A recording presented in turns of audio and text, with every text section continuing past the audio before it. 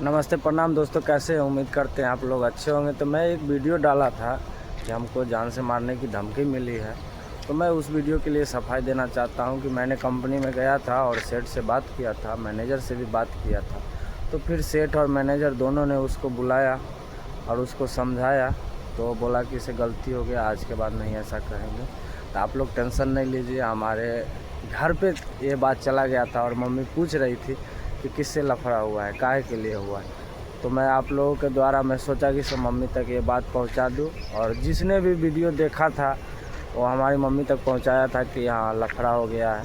तो मैं उनसे रिक्वेस्ट करूंगा कि आप ये भी वीडियो दिखा दीजिएगा कि लफड़ा हो गया है ख़त्म, और सेठ के सामने में उसने माफ़ी मांग लिया है और मैं सही सुरक्षित काम कर रहा हूँ।